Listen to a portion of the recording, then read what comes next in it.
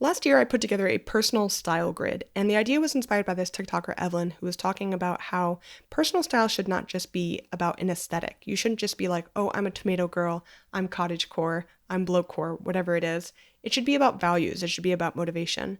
With that in mind, I came up with this graph with its two axes because my personal style is not just one thing. There's a whole range I'm playing with when I get dressed. So I have casual, formal, masculine, and feminine, and then I went through with each category and created a persona, a little bit of like a catchphrase for who that person is. Today I'm going to create outfits for each of these categories to see if these personas still feel accurate, and also talk more about my process and how I synthesized all this information in case you want to do this exercise for yourself. If you do want to do this exercise, you do not have to do 4 quadrants like I did. You can do a bubble graph, you could do like a Venn diagram, however you like. My first theme, and the one I think I dress to the most often, is street photographer. I came up with that name for a couple of reasons.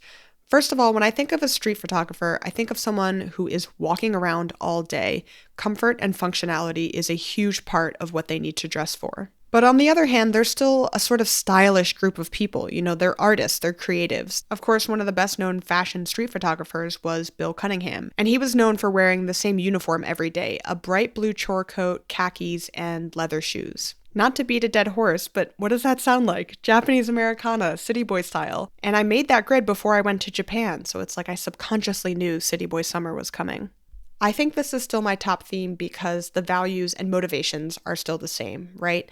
Living in New York City, walking or biking or taking public transit everywhere, I am still super focused on that sort of functionality. But within those bounds, I do think my style has changed. I have succumbed to the preppiness. I have been more inspired by military and workwear, and am not as focused on streetwear as I used to be. Someone made an excellent comment recently, which is that it is probably because of my hair, my current like two-toned, grown-out dye style with the shag, that actually allows me to dress preppy because it's at such odds with that style, and I firmly believe in that.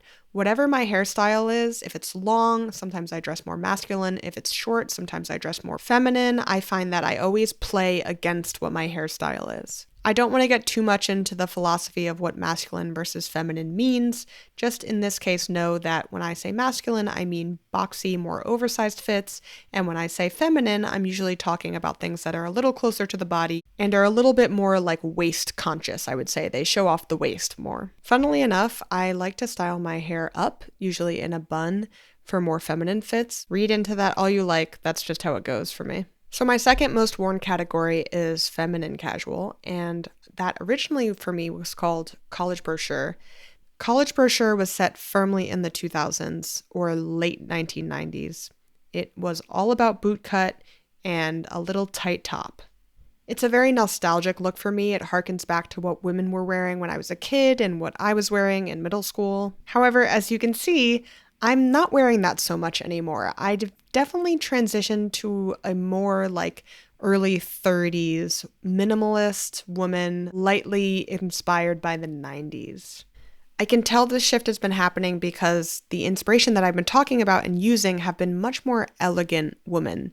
It's like Sarah Lynn Tran, Carolyn Bessette Kennedy, and Zoe Kravitz. I think college brochure is a casualty of me moving out of my 20s and into my 30s. College brochure is obviously more early 20s oriented, and I'm just feeling older than that.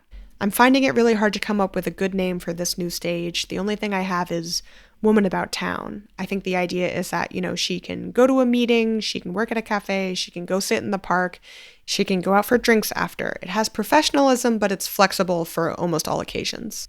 Okay, so these 2 formal categories are going to go quick because honestly, I don't go to many formal events and I'm not very good at dressing up for them. So these are more like formal-ish. This is like going out to drinks with your friends formal. My original theme for the masculine formal category was Italian boyfriend, and I'll tell you why, because I actually have a very specific reason for this.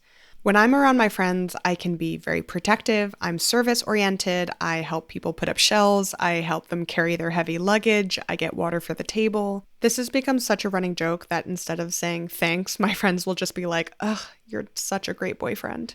The Italian part is just because I love wearing short sleeve button downs and pleated trousers. I think in general the theme still holds, though I have been leaning a little bit more like archive fashion bro. Finally, we have feminine formal, which I've been calling gallery owner. This look is very much inspired by my mom and has a sort of feminine authority to it.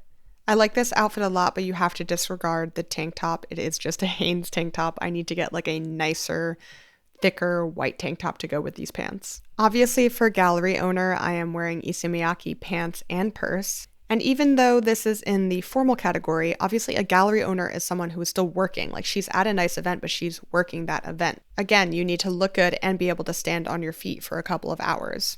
I'm not a person who wears very outlandish outfits, but this category is where I get to be a little funky. Overall, I'm going to say that this theme has also stayed the same. Okay, I'm back and now I'm in my bed. If you are trying to figure out themes for your personal style, and it could even just be one theme, I would say think about why you wear what you do and not exactly what you're wearing. Think about why you prefer skirts over pants or why you like skinny jeans over wide leg. Think about how that helps you live the life that you want to live, how it helps you communicate with people that you like or communicate with your community. Those are the things that will help you reach this sort of like themed idea. All right, so I wanted to do a little bit more of a direct comparison now between my old grid, here it is, and this is my new grid. So mostly things have stayed pretty consistent. I would say some of the styling has changed, and my theme for feminine casual has changed a lot more, most completely. But overall, the goal is for personal style to stay the same. I don't want my personal style to be changing very often. And I think it has stabilized a lot in the last year or two. The goal is to hopefully just have it stabilize for the rest of my life. And the only things that should really be changing it are my lifestyle. So if I move to a different climate, if I move out of a city, if I have like a physical difference, there's a lot of things that could change your style. But for me, I don't think the very basics of it will change that much. The fact that I really value comfort and functionality will probably always be the same. And that will always affect how I get dressed.